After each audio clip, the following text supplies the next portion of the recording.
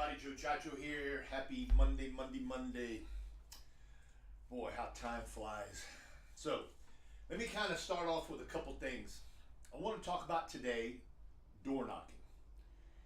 And what I found out over the years is that when I speak with agents, they hear what I say, they most of the time listen to what I say, yet for them to put into action what I say is kind of scary.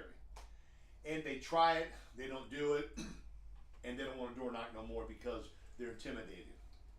Now,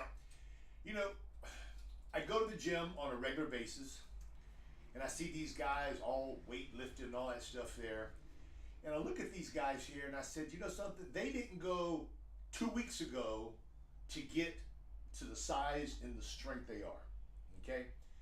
And what ends up happening is that when you go to door knock, you think that you're just going to go knock on a door and you're going to be able to do it perfectly the first time.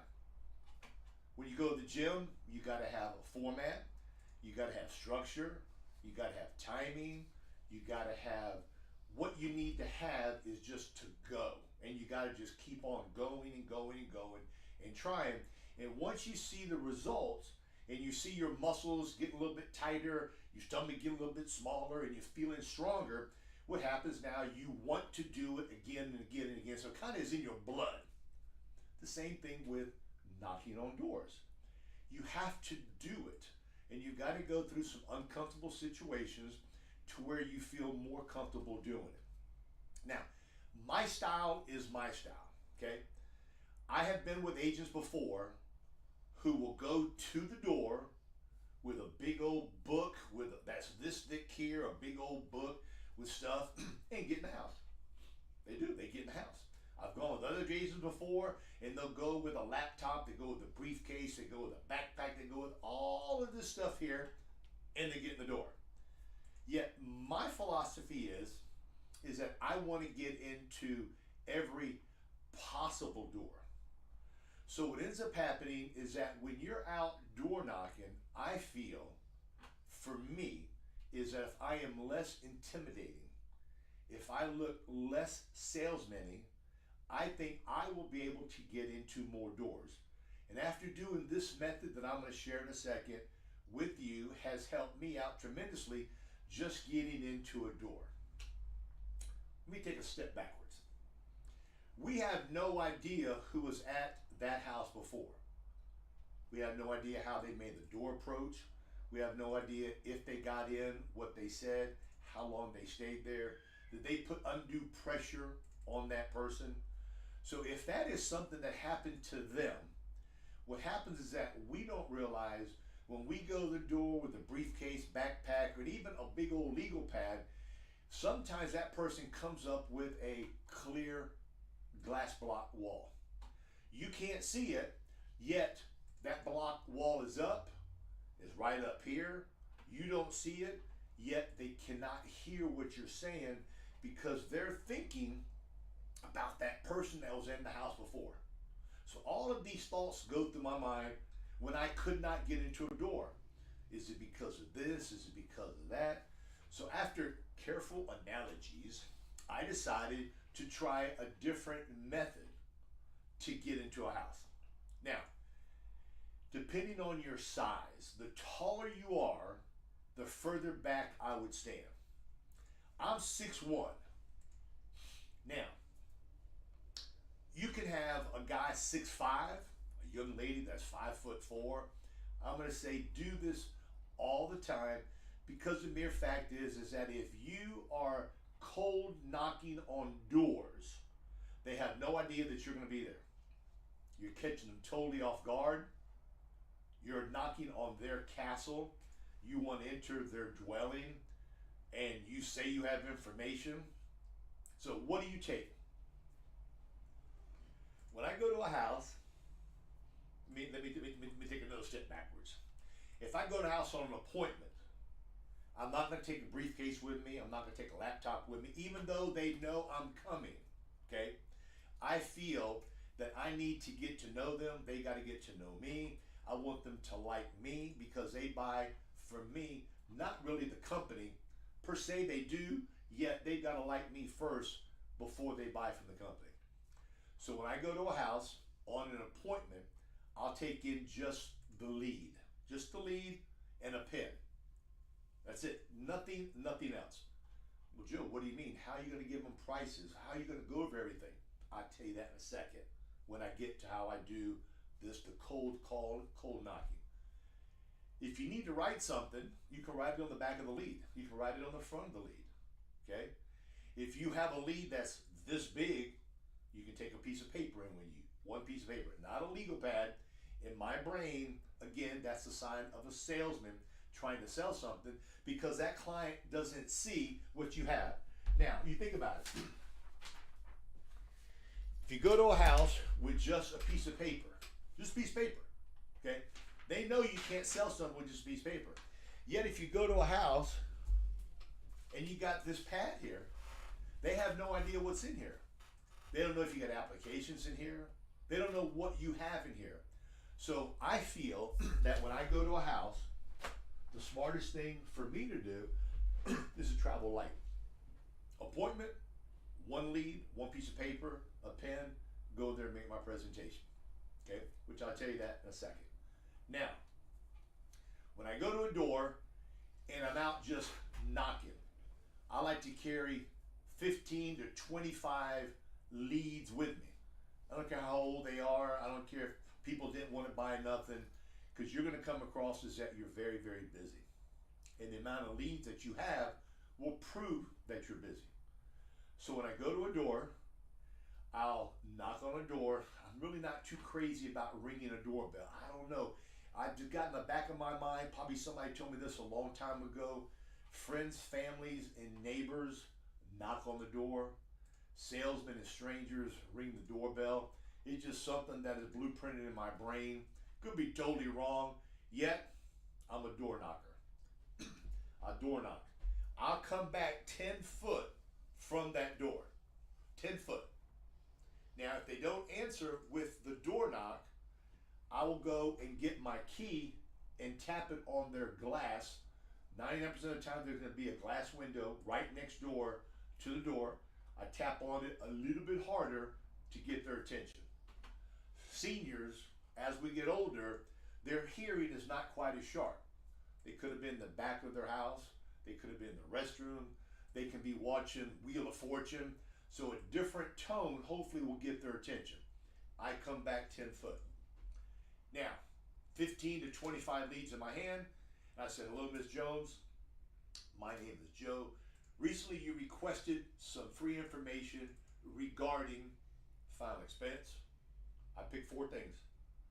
Medicare, Medicare Advantage, some type of health insurance questions, or you want some information for your children. I'm going to give myself 3, 4, or 5 things to give them as a multiple question to where they can sit and say, yes, I want information on that, or no, I've already bought something. If you go in with just, I'm here for final expense, period. If I'm here for Medicare Advantage only, I'm not saying you won't get into a house, yet the opportunity increases when you say you have more than one thing to offer, because at that time it may not click, but something else you say may click. Now, on the lead for me, I'm going to highlight the important words I want on that lead. If it's a final expense lead, I'm going to put down, highlight the word final expense, maybe free information. They're going to go, I don't remember sending that card in. I ask, may I hand you the card you sent in? They're always going to say yes. So I'll walk up to the door slowly. I'm in no hurry. I'm a big guy. An average woman is 5'3", 5'4". An average man, let's say, is 5'8", 5'9". You come in kind of hard, they don't know you. Okay, you don't want them to kind of backpedal on you. You want to go slow, hand it to them. Okay, then I come back. Now I'm about 8 foot from them. Okay, went from 10 to handing to come back to maybe 8 foot, 7, 8, 9 feet, whatever it is. I'm a little closer. They're going to ask you, I don't know what this is about. I don't remember sending it in. Today's not a good day. I've already bought some. You're going to hear all these stories. So this is like going to the gym. You've got to learn different exercises. Okay? When you go to the gym, gym to work out your arms, you don't work out just one set, one time. This is why you need to practice when you're going to a door, when they're going to tell you, I don't want to see you, I didn't send the card in, I changed my mind. You've got to sit and think here. This is your computer. This is where you have all the inventory of all the things you've learned up here in a little itty bitty pea between your two ears.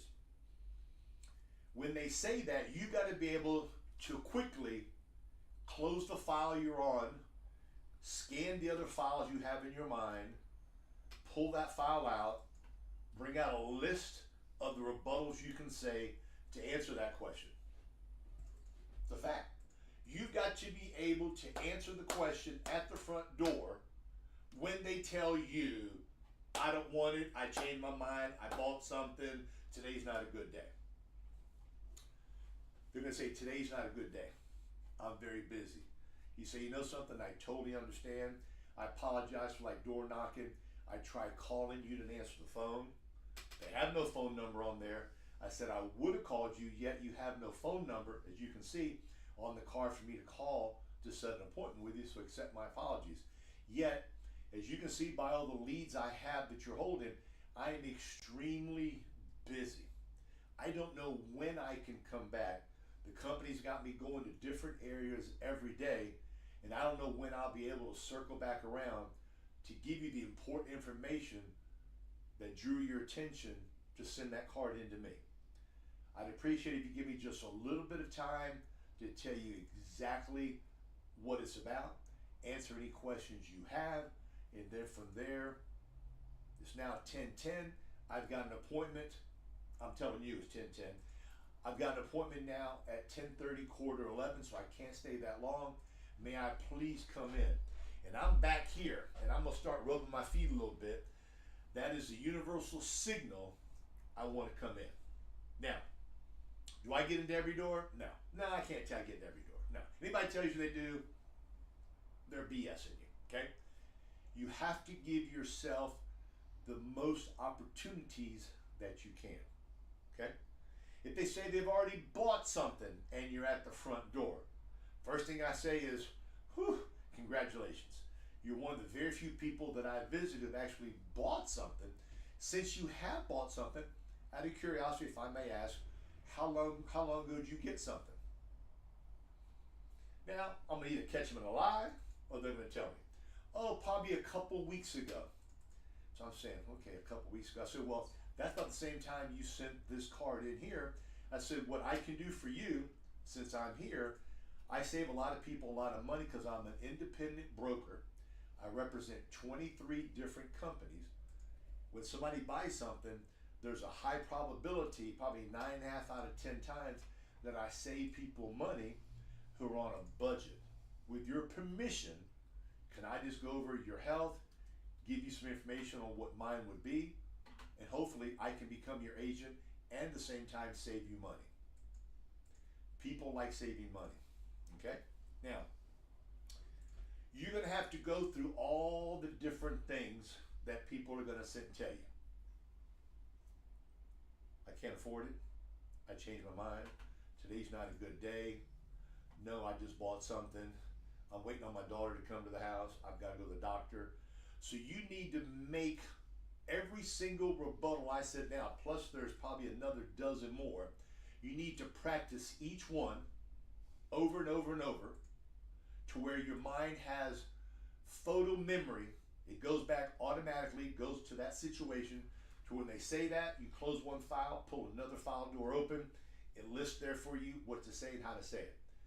When you start learning how to do that, you're going to be able to get into more doors. Now, real quickly, when you go to a house, you got no ammunition with you. When you go into a home, everything that you're going to talk about, and you're going to talk about just file expense. File expense has got 5 components. It doesn't matter whether it's immediate issue, graded, modified, guaranteed. If it's a $200,000 UL, it doesn't matter, okay? What we're going to do today is that I'm going to kind of tell you how the program works. And our program's a lot different than the other ones out there. Ours has level premiums. So whatever premium that we talk about today, let's say it's going to be $1 a day, it's always going to be $1 a day. Have that hand going between 9 o'clock and 3 o'clock. Whatever face amount you choose that you feel you need, let's say it's 10, 12, 15,000, it'll always be the same amount. It doesn't go up, it doesn't go down, it stays the same. The beauty about our plan is that once you enroll in it today, you're accepted and you'll never be canceled because they base it on your age, your health today, and the medication you're on. So there's no better day than to do it today because we've got no guarantee what's going to happen tomorrow. Number 4, once you get these plans, you cannot be canceled. You get it, it's yours as long as you keep on making the payments. They can never cancel you. And number 5, and most importantly, it's got a cash value in it. So 6 months down the road, 2 years down the road, you run across some type of financial issues, your cash value grows a little bit every single month. You can't make your payments, you call me, we call the insurance company up, and you already know their name. Ms. Jones cannot afford to make her payment this month and next month. Can you borrow the money from her cash value to where she doesn't lose this valuable program? It's really all you need to know, okay? It's all you need to know. Now, throughout the warm-up, you're gonna ask them how their health is. You're gonna ask them, about how tall are you. You're just making notes on the back of your paper that you have. And from there, they're usually gonna ask you, well, what does this cost? What does this cost? And you're gonna go, very good question. With your permission, may I go to my car to get that information and bring it to you? They're gonna tell you yes, okay? I don't think I've ever had anybody tell me, you can't go to the car, and no, you can't tell me. Then you go to the car and you bring back whatever you want. Now, I bring in a briefcase because I got no idea what company I'm going to put it with. I got an idea, okay? Briefcase. So when I walk in, I set the briefcase down. I kind of hide it from them a little bit, okay? And pull out what I need to do it with, okay? Now, when I go into a home, I'm going to do another back pedal. When I go into a home, before I get into all of the presentations and how the program works and hello, how you doing, and get to know them, I ask them, where would you like for me to sit? Okay? If they direct me to the dining room table, I go to the dining room table. They direct me to the living room, on the couch, or on the chair, I go wherever. They want to go outside in their patio, I'll go wherever they want because I want them to be in control. I do not say, let's go to the dining room table because my past, and again, is blueprinted in my mind. They may have had a bad experience with somebody before at that dining room table. And again, I don't want that glass wall to come back up. So I never ever say dining room table because I've got no idea what took place there before me. So I want them to tell me where they want me to sit and all that there. Now, what I will tell you is that if she's on the couch, he's on the couch, and I'm on a chair over here, when I go to my car and I come back, I'm gonna ask, may I sit next to you so I can show you how the program works? Never had anybody tell me no. Never had anybody tell me no. So with that said, guys, stand back about 10 foot, highlight the lead, whether it's a final expense lead, Medicare Advantage lead, an annuity lead, whatever lead you're doing, have it highlighted to where their eyes go to where what you want them to look at. From there, talk slowly, approach them slowly, do what you can to open up those file cabinets in your brain. To get in the house, tap those brakes, talk a little slower, get to know them, have them get to know you, and let them know you that you've been doing this for a long time and you want to help them out. Take a great day. Make it a great day, guys. If you need anything, give Jay a call. We love you.